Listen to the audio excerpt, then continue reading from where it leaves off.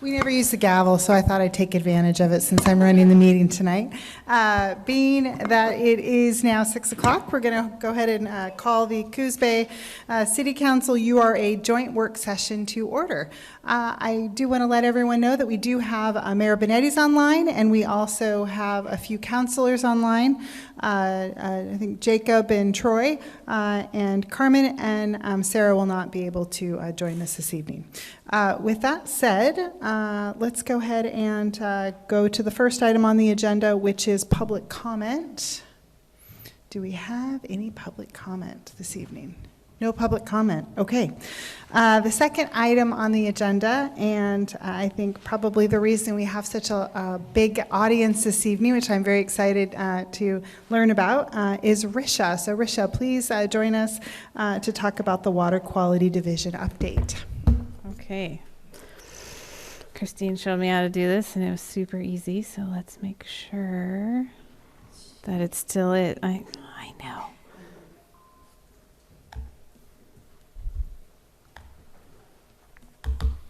Oh, there we go. Lord. Okay. So.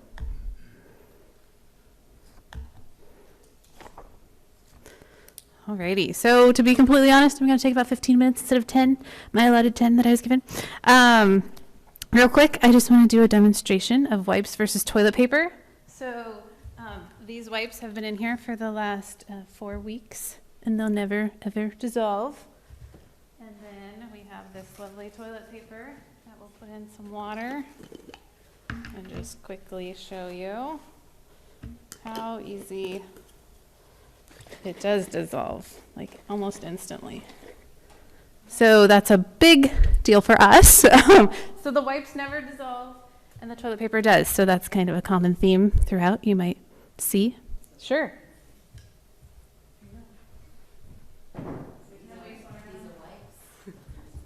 Yes.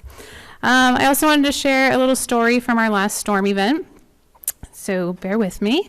While some were home enjoying the storm, others were out protecting the bay. With each storm event, the water quality team is usually working around the clock to ensure that effluent leaving the treatment plants meet the established regulatory guidelines so that the bay is protected. Let's travel back in time, not too far, to Thursday, May 15th. I think everyone might remember the amount of rain that we got. In preparation for the predicted storm, the treatment operators were preparing the plant for high flow mode. This includes adding additional disinfection points, turning down some pumping to protect digesters, and preparing different gates for the high flow mode. While this was occurring, Pump Station 13 called out. We had a pump failure. Our maintenance crew investigated and determined that the pump has to be pulled for maintenance, and the mobile pump was in place for standby due to regulations and the upcoming storm. Comes Friday. Everyone is preparing and keeping watchful eyes on all parts of the system. Saturday morning, the treatment operator notices a mechanical failure on a pump that is at the plant. They call in maintenance to investigate and diagnose the pump issue. Later on that evening at about 6:30, the first high flow 6 million gallon alarm calls out. The operator quickly responds and starts the process of opening gates and closely monitoring the disinfection system. Reduction in the pumping again to protect digesters, and knowing that more rain is to come, preparing for the 10 million gallons. At 1:30 a.m., the 10 million gallon alarm calls out. Due to safety and multiple things occurring at once, an additional operator is called to help with the plant one operations. At 3 a.m., the additional operator goes home as things are going well. The other one stays as the plant can never be left unattended during these high flows. At 3 a.m., plant 2 also calls out, saying that it is in high flow mode. An operator is then called to attend to plant 2. Concurrently during this time, the maintenance call phone receives the following calls. Pump Station 5, pump fail. Pump Station 2, high wet well. Pump Station 13, high wet well. These 3 pump stations continuously call. The mechanic is going from one to another. He gets home around 5:45 a.m. At 5:47, our lovely dispatch calls and says that Thompson Road is flooding and that there is a car stuck. So he responds and gets the pumper truck and cleans out the catch basin, eliminating the flooding. At 10:30 a.m., the city is then notified of a large sinkhole in Empire. Again, we respond and decide that it should be completed by an outside contractor. At 11 a.m., there is a sanitary sewer overflow in downtown. This calls in an additional 2 collection operators for pumping and cleaning line efforts, while the maintenance mechanic goes to pump station 1 to assess flows and manually run the pumps every 2 minutes to avoid the surcharging in downtown. At this point, Plant 1 is receiving 10 to 14 million gallons of flow, and operators are continually changing filters, removing non-flushables from screens, and ensuring that the disinfection system is working properly. These efforts continue into the night. At 3:30 p.m., a new treatment operator is called in to relieve, as they will stay all night. At 11 p.m., the collection and maintenance guys go home. The plant and collection system make it through the night after being watched every hour. Tuesday, March 18th, we can finally reduce some flows and keep disinfecting at our priority. Wednesday evening, the plant goes back into high flow mode. Friday, we finally get out of high flow mode. It was a wonderful day, but Sunday it's not until Sunday that we can go back to normal disinfection process. So I tell you the story because it gives a glimpse of a day in the water quality team. And while not all these things happen every day, it was a very chaotic weekend. It also paints the picture of how things go from your home to the bay. And that's kind of like the main theme here. These men behind me, some that couldn't attend tonight, are the reason the city continues to have good effluent, leaving the treatment facilities and taking classes and preparing for his level 1. Jeremy is the lead of this team and is currently at his level 3 and will currently be sitting for his level 4 in the upcoming year. Andy is a level 1 and eligible for his level 2, and he will pursue that this coming year as well. Miguel is a level 1 and will be able to sit for his test next year for his level 2. This team is responsible for 90 miles of sanitary and 50 miles of storm line. The cleaning, televising lines. They also hold national certifications for inspecting lines, and they perform in-house repairs. Hauling and land applying of biosolids, and perform more than 700 locates per year for citizens and contractors, as well as cleaning out the pump stations of the non-flushable items. Since taking over the system, televising has drastically increased, and cleaning has still maintained the state-regulated amount per year. This televising helps understand what the underground asset looks like, which helps in assisting for planning in-house repairs, outside repairs, and budgeting. As the Water Quality Division is not only the largest single budget the city has, but also the largest asset. So now we have a couple videos of what things look like. So the first video shows a line with grease issues. Since taking over, we've implemented the FOG program that helps with food service establishments, reducing the amount of food and grease from entering the system. This video shows what happens when food and grease accumulate in the private lateral, and all of that is then pushed into the sanitary system and brought to our treatment plant. The next video, unless it's the same video, there we go. The next video shows a failed lateral.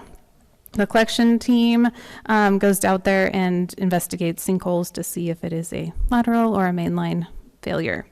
This video will show that the lateral has failed and a lot of earth material is now entering into the sanitary sewer system.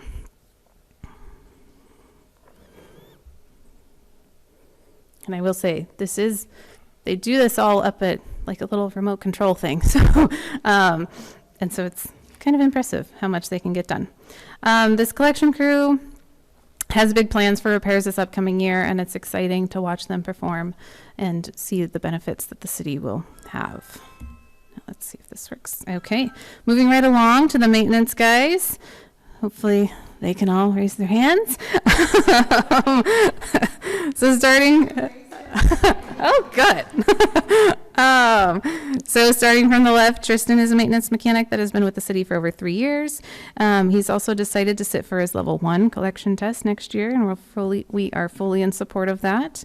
Carl is the newest addition to this team as a mechanic with many years of experience at the school district prior to coming to the city. Marcus is an electrician and will be sitting for his supervisor license this fall. Garrett is the lead of this team and is a millwright with many years of experience disassembling pumps and rebuilding equipment. We would be foolish not to include George. He retired in January of this year, but he had been with the facility for over 10 years and when we took over, he took on this new crew and trained them in the wastewater world. Prior to that, he was a millwright for many, many years. Lance, who is now the transportation facilities manager, I think might be his title, for the city, was also a millwright and started in the wastewater division as well. Okay. This incredible team not only reduced call-outs by 80% since we took over, but they also should be entitled as miracle workers, as some of the things that they manufacture and fix are truly miracles. They're there to fix everything 24/7, 365 days a year. Some welding and creating on the spot has to be in their job description. They're really good at it. They are responsible for checking pump stations, rebuilding pumps, saving the city thousands of dollars by not having to send the pumps out to be rebuilt. Electrical, which also saves the city thousands of dollars by having an in-house electrician. Rebuilding equipment, performing preventative maintenance monthly, quarterly, and annually to generator maintenance, building repairs. And most recently, they took a big undertaking in doing a system-wide condition assessment for planning efforts and budgeting purposes. And one of the parts of the job that they aren't the biggest fans of is unclogging pumps from non-flushables. The middle one with the two gentlemen and the circular device, they spent about 2 hours today taking out wipes. They were really happy with me. These two teams help ensure that the sanitary sewer makes it to the treatment facilities for proper treatment and that the stormwater can safely be conveyed to the bay. Once the wastewater enters the treatment plant, the treatment operators help the process and produce good effluent water leaving the bay and entering the bay, leaving the plant and entering the bay. The guys are left to right, and hopefully they'll raise their hands too. Dane has his level 3 and will be sitting for his level 4 next year. Levi is new to the team and currently studying for his level 1, so he can take that next year. Sean has his level 2 and will be sitting for his level 3 next year. Noah currently has his level 2 and will be studying and sitting for his level 3 soon. This team is responsible for proper treatment at both facilities. Plant 2 is going on 2 years with no permit violations, which is something we are proud of. Their duties include sampling daily, weekly, monthly, quarterly, and annually for different permit parameters per the regulators, as well as process sampling to see real time how the plant is performing and reacting to the influent that's coming in. Process control is key in ensuring that each step is performing correctly, and each treatment plant is different. It's a living body, a living organism, and every step has its challenges. There's a significant amount of lab testing for our permit, and those are national test procedures required that they have to stay up to date with. In 2024, the city took on a large effort called the Plant 1 upgrade. This upgrade will soon provide a modern disinfection system, helping during these storm events and help the plant hydraulically. I am not the expert on this project like the engineering department is, but I just figured I'd toss in a few pictures to show you what it looks like. This is a secondary clarifier that is being constructed, and this is what the inside looks like as of this morning when Mike went and took the picture for me. So it is rare in wastewater to have this many skilled employees working. This amount of state licenses is somewhat of unheard of. When we go to different places, I don't give anyone their names and numbers because I don't want them to steal them. But just because the time of years of experience even to sit for an exam and then studying, passing the test, and then continuing education each year is a task that is greatly appreciated.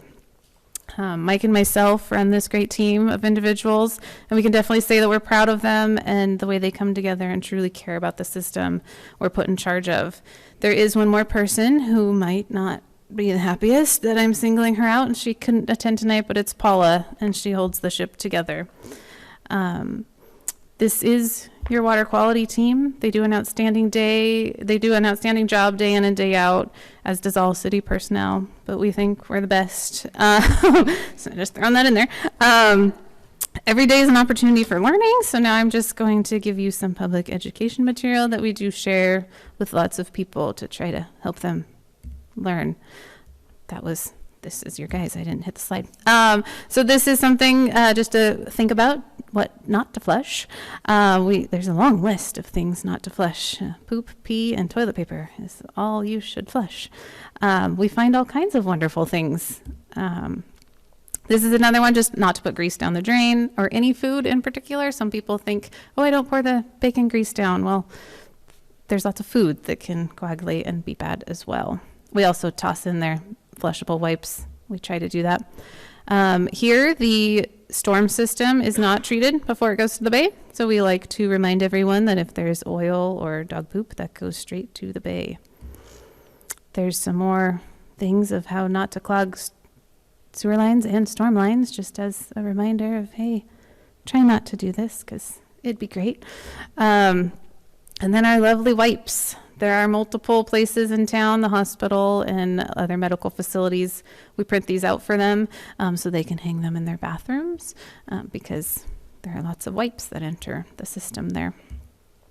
So in conclusion, as counselors, you put your faith in us each day, and we will continue to protect the bay we love, as we all call this wonderful place home. The citizens can be assured that when the wastewater leaves their home, it will enter the bay as clean effluent that is in line with our regulatory permits. And we've done a lot in the last 4 years, and we will continue every day and ensure that public health and water quality is of the utmost importance.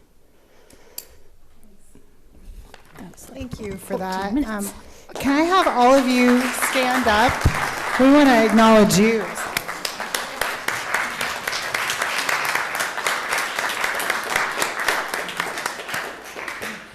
You are the unsung heroes of our community. I remember when I first got on this council, there were so many violations that we kept hearing about when we were having someone else manage the system. I know there was a lot of concern from this council of, can we get it done? And clearly, what I heard was 2 years with no permit violations.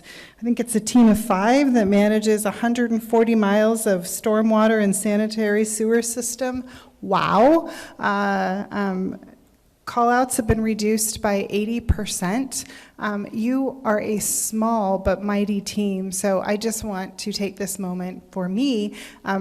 This topic isn't always sexy, but it's so incredibly important because what you're doing helps the system, and you know this, but it also protects this beautiful place we call home in the beautiful bay. So from the bottom of my heart, thank you for all of your efforts, and I will pass it along to commissioners to say anything else. Excuse me, counselors.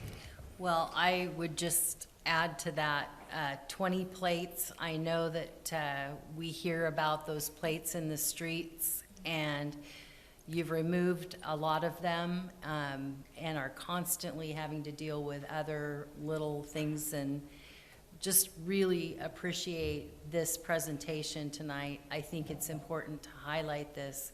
It's probably one of the most valuable things that we do in the city, is making sure that, I mean, people just think they can go in and flush their toilet and wash something down the sink, and it just happens, but it happens because we have a great group of people who take the time day in and day out, and then are there during the emergencies and when it really is terrible to have to be dealing with it, and we just appreciate all of you. Thanks. Any comments online? Sure, can you hear me? Sure can. Is this Councilor Cribbins? That's correct. Okay. I just want to say it was a great presentation. I appreciate all the hard work.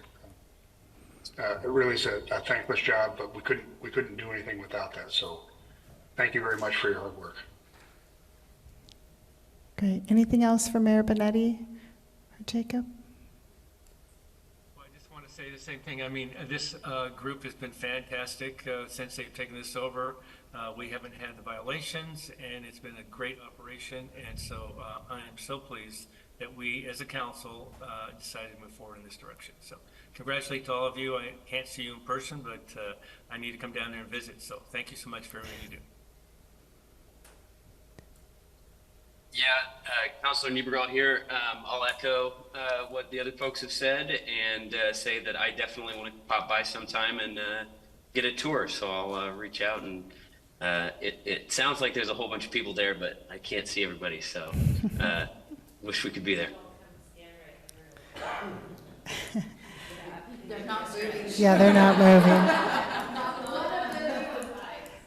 Thanks, you guys. Thanks for being here tonight. I know this is probably not where you want to be on a Tuesday night, but we really appreciate that you came out, and we appreciate you. And with that said, we're going to give you another round of applause for all of the work that you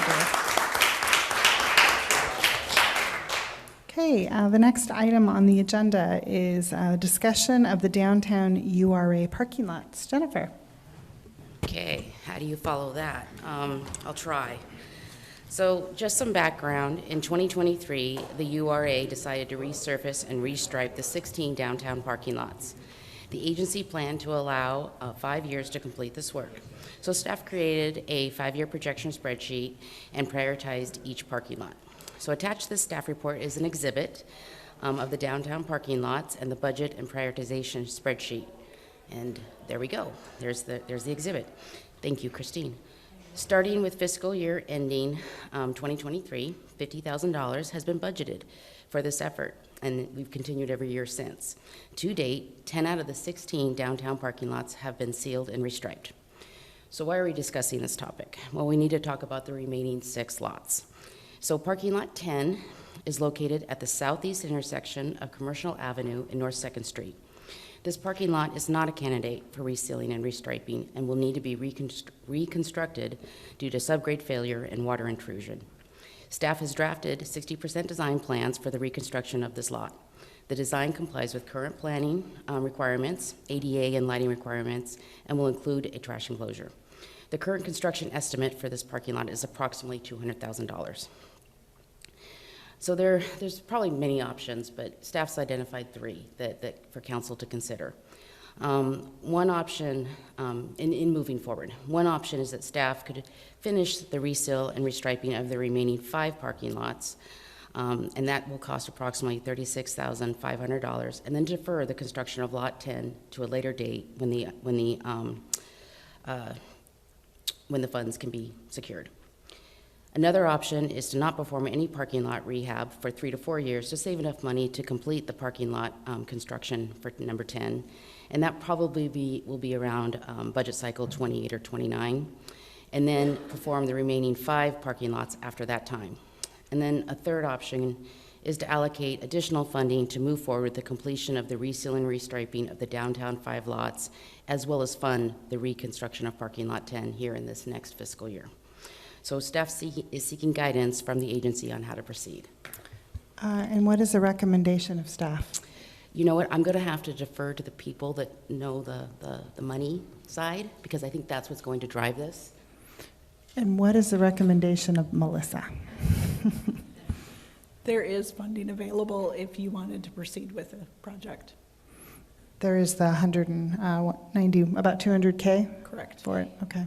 For clarification, is there $200,000 will be parking lot 10, and $36,500 will be the remaining 5. So is there $236,000? Correct. Okay, thank you.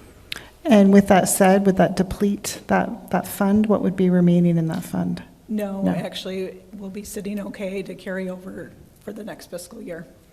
Okay. So Which fund is that? 57, I'm sorry. Nicole? 57. I was just going to answer that. It's the Downtown Capital Projects Fund. Okay. So I think what I've heard is, I thought it was an either-or question, but what I think is we have the funding for it, both. We can finish this project and reseal and restripe all the other parking lots. And are we still proposing we could get that done this year? What does that look like? That's correct. Okay. And by this year, this fiscal year, This fiscal FYE, year. and in 2026, this construction summer coming up. Okay, thank you. Those are all my questions. Councilor Kilmer? Yeah, I thought it was an either or also, and I think that we need to, I always think we need to protect the assets, so I was going to suggest if it was an either or that we forego the larger project and continue on to make sure that we maintain those, the integrity of the other lots, because it is one of the smaller lots, and I don't know, there are the options for people to park if we had to close that off, but it doesn't sound like it's an issue. So I would just proceed, carry on. Okay. Counselor Niebergall. Jacob, I struggle with your last name, so you'll see me call you Okay. Jacob, but I'll keep That's working okay. on it. I always tell the kids, think knee like your knee, burr like your coal, Okay. and gall. Niebergall. I just had a question. Is there any downside to using the money out of Fund 57 to pay for the Lot 10, parking Lot 10, like to use up that additional 200K? So Melissa, I think, This is sort of a general question. no, it's a great question. Nicole, did you want to answer that? Sure. So these, that has been a priority of the council to address the parking lots in the downtown area using those funds in 57. This one parking lot is just kind of an anomaly to what we've been doing. We fortunately have a little bit more carryover than what we anticipated. We just recently did a supplemental budget. The question of the either or came up because we were also working on prepping next year's budget for presentation, and we wanted to get those numbers kind of finalized. So we kind of did that just this afternoon to know we were going to come with that as an option for you guys to consider. Okay, great. Any other questions from the council? I have one or a couple to send, of course. Okay. Along the lines with, as Jacob mentioned, I mean, we're going to have some future needs for that fund. I'm not sure when. Going back in time, Councilor Phil Marler had suggested that we look at putting a fee on this lot according to the other businesses there. I think we need to find a way that this is going to be funded by the businesses downtown. I might not be the most popular by saying that, but it's something that is the reality in every other situation. Pony Village is an example, Coos Bay Village, all those businesses pay and maintain those parking structures. And for us, this was purchased years ago on a bond, and what was expected was this was going to go on for so long. That period's come and gone. I mean, if we want to get a little bit more history on it, I guess you can clarify that if you want. But I think they need to start thinking about, we need to think about a way that's going to sustain itself. I don't know if the city can continue to do this at this fashion. Thank you, Mayor Benetti. Councilor Cribbins? That's new information that Joe just introduced, which I think is important. My only thought was, if we have the funds, and Melissa indicates that it's not going to impact us for next year's budget, keeping up on the maintenance will keep the repair costs from maintenance parts cheaper. If we wait and they get worse, then it's obviously more expensive. But I do like Mayor Panetti's Thank you, Councilor consideration Cribbins. that we can't keep it going eternally. Thank you. Thank you. I think, Mayor Benetti, I think you're making the point for future consideration, correct? Because that would be a much larger conversation, and of course, it wouldn't just include the parking lots in the downtown corridor. We could talk about Empire and other areas. So I think you're making us aware for potentially for us to have a future conversation about that. Is that correct? Yes, but mainly to start with this downtown area, because the way that this was formed is that it was agreed upon that there would be a bond, and it was and all the businesses down there paid for it, and it's paid off. Well, that was years ago, and so in the meantime, it's just the city's absorbed those costs. In reality, we can't just keep going down this road. I mean, I'm going to preach to the choir here, but I mean, we already know that PERS just went up 19% this biennium, and we're at 3.2 million. I mean, I can just go on and on and on. Eventually, we need to find a way that these things pay for themselves, so we have availability to pay for our services with our police and fire and any other public services that we have. So Councilor Kilmer? it just kind of brought up a question to me, though. Is this lot used by the public, or is it primarily used by the businesses? Jennifer? I mean, it's a public parking lot. I haven't done any audit of who uses it. You know, I don't know if that. Because I was actually surprised that I thought that was a private lot, honestly. Where's it at? It's the lot behind South Coast Office Supply. Boy, I can't see us putting 200,000 in that lot. I'm sorry. That, I mean, I think, you know, I think the other lots, absolutely. But I agree with Stephanie. I mean, I always thought that was a private lot. I mean, it's used in that fashion. So anyway. well, and the only reason I bring that up is because if we are looking at something larger down the road, do we expend that money right now? Because we do have a lot of other lots that are going to need that maintenance done over time.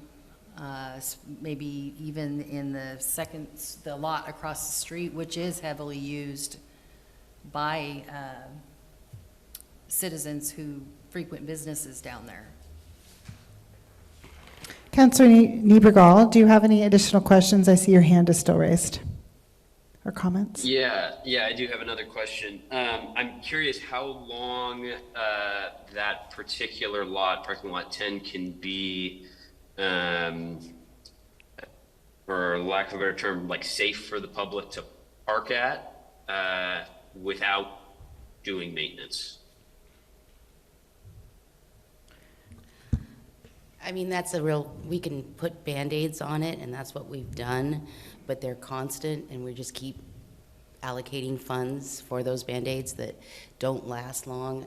There's a trash enclosure there that's used by the local businesses, and so you've got the heavy trash trucks going in there and tearing up our Band-Aids, if you will. So as long as there's budget to keep doing those Band-Aids, we can keep moving forward. I don't know if that's the answer you were looking for, but. Can you give an Just example of a clarifying. Band-Aid? Going in and doing a patch job, but it doesn't, because the subsurface is in such poor condition, it just doesn't hold. There's no structural integrity. It just, maybe it lasts a season. Well, that just seems like you're throwing good money over bad. I think Right, it's the so same. your recommendation would be to fix it. If you'd like to keep it as a public parking lot. Okay. That So, begs the question, maybe we should sell it, since I don't see it being used by the public that often, and I see it being used specifically for a couple of businesses there. maybe That that, was gonna yeah. be my suggestion. So we might need to do a little bit more exactly conversations in-house. One thing I think we'd want to know is how many spaces are there and what are those, I mean, I know we're in a downtown parking district, but making sure that those parking needs are met. I agree, if we're challenged, we should consider selling that. I had something else I was going to say too, but I forgot it. So maybe we chat. This isn't a decision we're making tonight necessarily anyways. 200,000, we're going to need to come back to you with, something for you guys to approve. So maybe at that point, we can have a conversation. I also, Councilor Matthews isn't here, but I think they've been talking about in the Parks Commission, the parking situation, and should we be considering costs for parking as a way to fund parks or, other amenities. So there's a lot of conversation happening right now around parking in general. And I think you've got enough consensus to move forward with working on the other lots, and it's just this lot that's in Yes, question, which. Really. And that amount is within our, spending authority. Without coming to you guys, this one lot just kind of threw us for a loop. Councillor Cribbins, I think, has another comment or question. Yeah, my thought was, if it's ours, we need to maintain it. If we at some point think in the future that it's not sustainable, then we should figure out some way to generate revenue to build the fund to maintain it. Otherwise, I don't think it's a bad idea to go ahead and sell it and to let whoever owns it, private entity, maintain it. That's my 2 cents. And then 2 more cents for me, which that comment I made is is a far departure from where I normally sit, because we do have a parking issue in downtown. We know we do. And the Downtown Association is working to fill those vacant locations.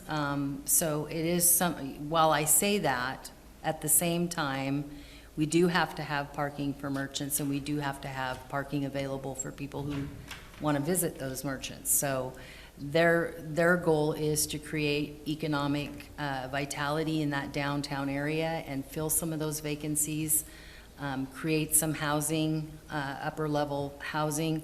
So, you know, that's something that we will have to consider in the future. Those are good points, Councillor Kilmer. Councillor Niebergall. Yeah, just one last question about the trash enclosure. Is it possible for that to be moved to a different space or a different parking lot? I mean, it's possible, but what that would include is taking away parking stalls. Can you clarify how that is?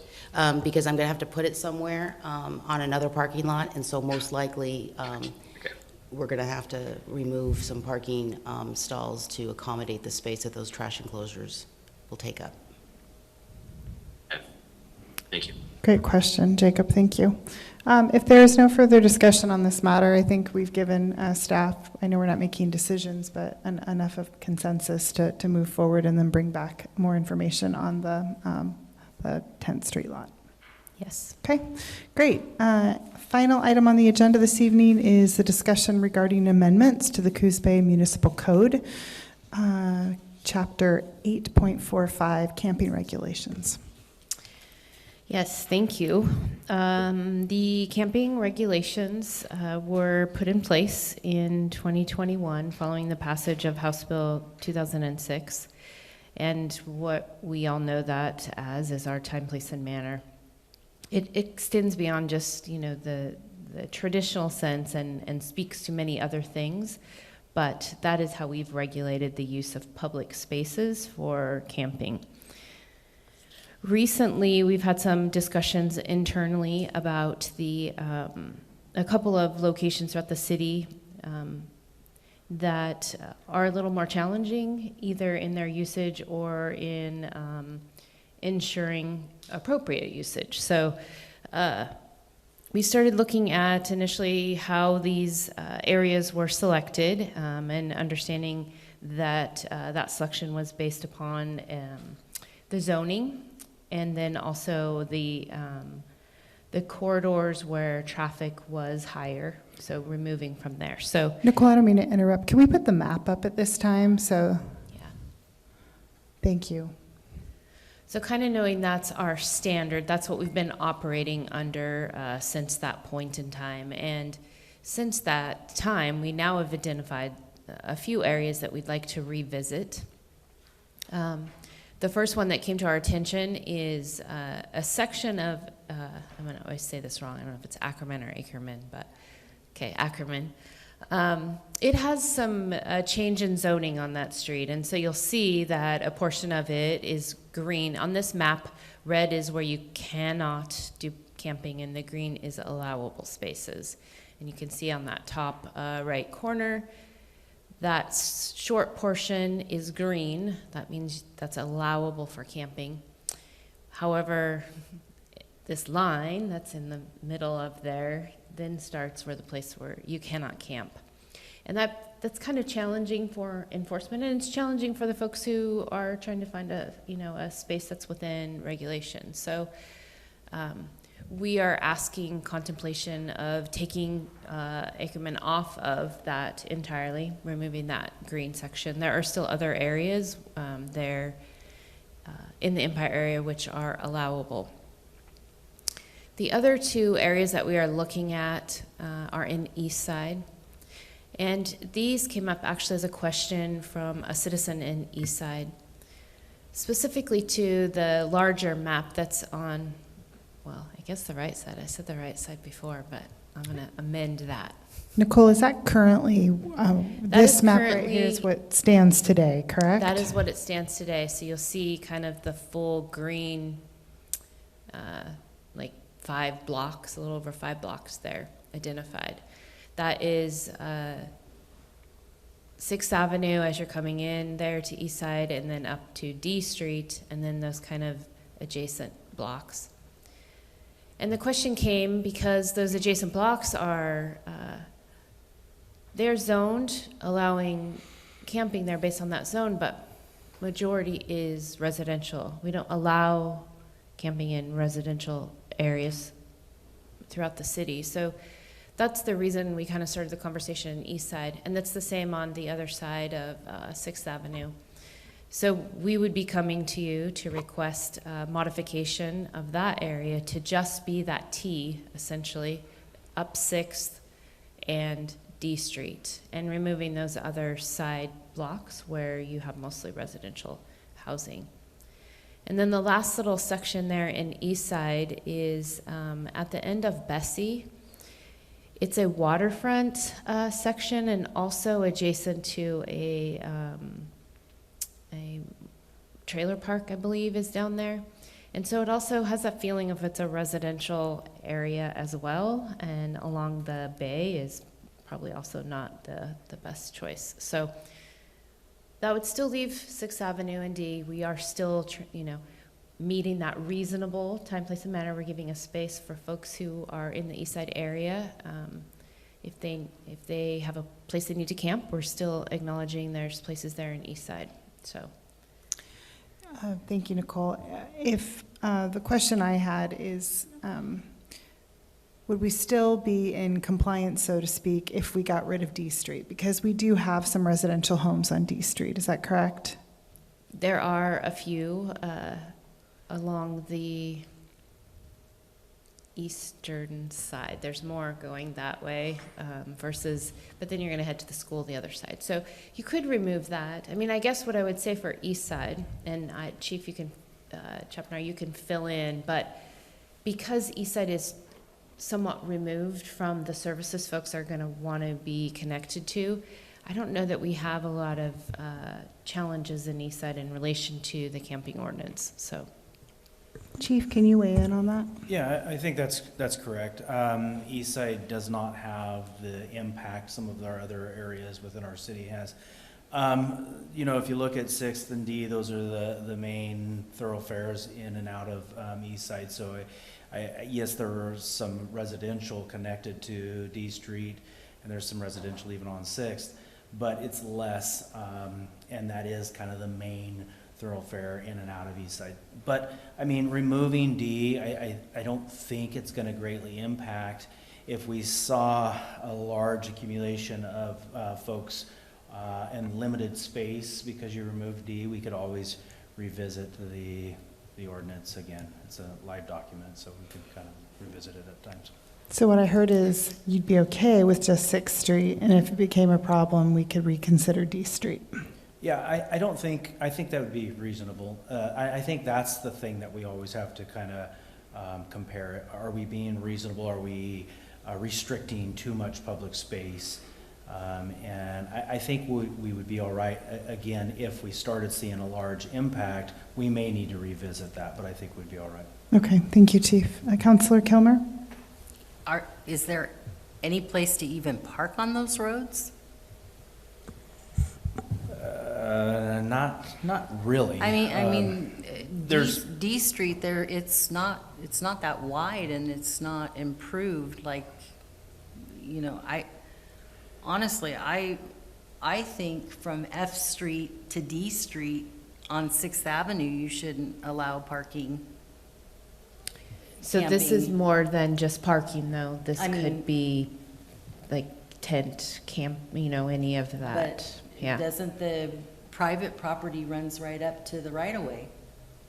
There's just not, unless you're in the street, there's really no place to set up a camp.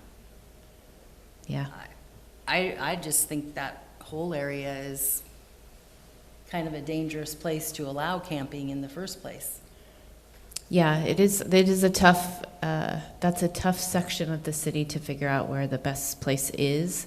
We do need to identify something. I think we need to do something to have a reasonableness rather than removing all options. And there. currently, this is what we have in place today. This is currently what we have. Okay, and what I'm hearing the chief say is, we don't have, please tell me if this isn't correct, we don't have a big problem in East Side because there's not services in East Side, is that correct?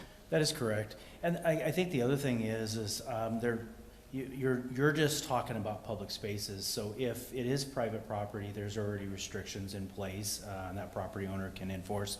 So if there is little pockets of public space running through 6th and D, that's where you would permit it or restrict it. So it's just the public space. Okay, Mayor Benetti, I see you have a comment. Yeah, I kind of agree with Stephanie and Chief chime in here. I don't think we should have anything past East Side. I mean, Coach House, excuse me, and and make it all, and just leave that one strip. Because if you take that one strip, how's it any more than it equals what we have out in Empire? Look, I mean, if you can compare the two, right? So the Empire map is just a picture of Ackerman. It's not the other places that we All right. allow camping. But that would still allow them parking, or not parking, but camping along that area. But anything over past the Coach House, I just don't see it's necessary. I mean, this looks like quite a bit of an area, and I can see how. I mean, I agree with Councilor Kilmer that it would start impacting the housing there because they could sneak in. And I think, Chief, do we have any? I mean, to speak of at all out there at East Side? You know, just occasionally we'll have one or two, but I'm trying to think as we're talking if we have any right now that I know of, and I can't think of any. Yeah, I don't. I mean, I drive that regularly, and I don't necessarily see that. But we have had some further down on D Street as you're entering in. We've had some issues, a couple of private properties there. So. Yeah, so I That's think why. my personal thing is we just did 6th Street to that one point where the Coach House is. That should suffice, from what I'm gathering. Councilor Niebergall. Yeah, my question is, and this is because I'm new, this feels very piecemeal, and I'm wondering, is there ever a time when we take a big, look at the whole map versus just looking at these specific streets because it was brought up by some citizens? I'm just curious. And we can certainly bring that back at any point in time if we want to look at that across the city. What we initially did, and again, you'll correct me if I'm wrong because it's been a number of years, but I think we did mixed use, commercial, industrial. Those were our allowable spaces. And then we said, where would there be safety conflicts because of the travel on the roadways and/or concerns with being in main corridors for visitors coming in or things like that where we regularly have conflicts. So we started with that and reduced and acknowledged where we wouldn't want to allow. And that has remained the case until these few items are coming before you today. But we certainly can always look at that map again. We just want to be careful that we are being reasonable and we are providing enough space in this community for folks to rest. And I want to also remind the council that this was a recommendation that came from our homeless work group that worked with our police department, service agencies, and a group of citizens, and it was a large group of people that worked to try and address so that we could be in compliance when this came to the council and from their recommendation. The piece, what is the issue with the piece that we haven't talked about that's? She did. Could you remind us about the waterfront piece? The one at the end of Bessie there. It's on the waterfront, so that's a concern. We didn't allow that in both in Empire and in downtown. And then it's adjacent to a trailer park, and so just the conflict of uses. All right, thank you. So I think Jacob, I think your questions were answered with, yes, there was a thoughtful process that we went through, and Councillor Kilmer reminded us that a lot of that work came from the unhoused work group. I agree with Councillor Kilmer and Mayor Benetti that if we could tighten it up and see how that works for East Side, I think that would be great. I think the citizens would appreciate that. And it might be nice, because it's been a while, to bring the entire map back to us or send it out so we can just be reminded. And I'm in support of the modifications to Empire. Are there any other councillor comments in regards to this agenda item? Councillor Niebergall. Yeah, I just had one more question, and this one's more for Nicole. You mentioned the word reasonable a couple times, and I'm curious how that, can you help define that a little bit more for me? Yeah, I would certainly love anybody to define that, actually. That is the point of law. That is not definitive. It is reasonableness in that's what we deem reasonable, and we want to reduce our risk, our liability, as much as possible, because someone else may have an interpretation that's a little bit different than that and can result in legal action. So reasonable is, do we provide enough space within our community for those who might need to rest? Yeah, that's a great question. Well, and then to follow up on that, and I might be getting the case wrong, but I know there was a recent Supreme Court case with, I believe it was Grants Pass.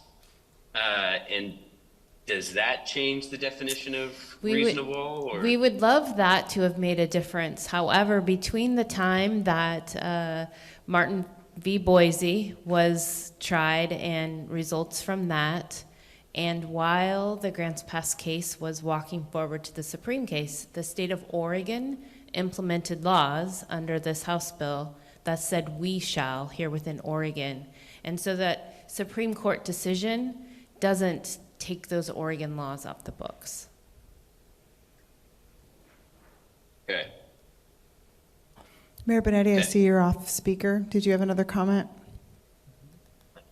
So Nicole, with that being the case, as Jacob mentioned, with the Supreme Court ruling on Grants Pass, so it takes a federal aspect out of it. We still have the state, but doesn't that make it a little bit more lenient and not as restrictive? Was my understanding when that happened. I mean, we still have the obligation, but it's not quite as restrictive. We still want to be in compliance with what laws are on the state books. And I would agree we don't have the federal threat that might cause our risk to be increased, but I still think reasonableness is going to apply with the state law. And we can certainly talk. We're going to have to bring this back to you anyways. So what I can do is, we can have a discussion with Nate. And because really what we'd be asking him is, are you comfortable with this being something you would have to march forward supporting the city? So I don't want to take the compassion out of it either. I mean, we've got to be considerate of those things as well. But I think, if logically we have a density of residential in East Side that's impacting or could be impacted because we have set this aside. And I think, ordinances are things that we need to look at periodically and see if what we did maybe needs to be revised. And I think it does. Jacob, you have another comment? Yeah, sorry, last thing. Could we get those state laws when we revisit the city's camping map, just so we have that absolutely in front of us? We can include that in your staff report. Yep. Awesome, thank you. Councillor Cribbins, you've been awfully quiet. Any comments from you? Sure. At the risk of sounding callous, I think we should maintain our compliance. It's the word compliance, but for me, that would be the minimum. Thank you. Mayor Benetti, do we know what the stance is, or Nicole with the League of Oregon Cities on this matter? Well, and Nicole can chime in. I know that they would be very interested in trying to change this to match what the Supreme Court has done. But I don't know that there's enough support. And what I mean by that, remember Governor Kotek was the one that was the Speaker of the House, and that she's the one, this was her bill to make sure that if the not even the Supreme Court overruled this, that we would still maintain these rules and laws. So, you'd have to really make sure that the governor would be willing participant on this, and I'm not sure if anyone's broached that with her. Okay, so I think we've given staff a direction to go, and you'll be bringing this back before us soon, I would imagine. Yes, I mean, the goal would have been to bring it back to you at your next meeting, August 1st. I might want to take an opportunity to talk with Nate first. Okay. So we'll do that and see timeline if we can still come back on April 1st. But Okay. Any other comments before I adjourn the meeting this evening? Councilor comments? I just, again, want to thank... Thank you, Lucinda, for handling the meeting. My pleasure, Mr. Mayor. It was really nice to see the Water Quality Division here in council chambers, and I don't think we can stress enough. I forgot to mention they did an excellent job of reminding us all the work that they're doing when we do have those storms, and as we're warm in our homes, they're out there doing the good work. And a public service reminder: do not use wipes. Make sure to use toilet paper because it has an impact on the system. And with that said, I will adjourn the meeting. Thanks.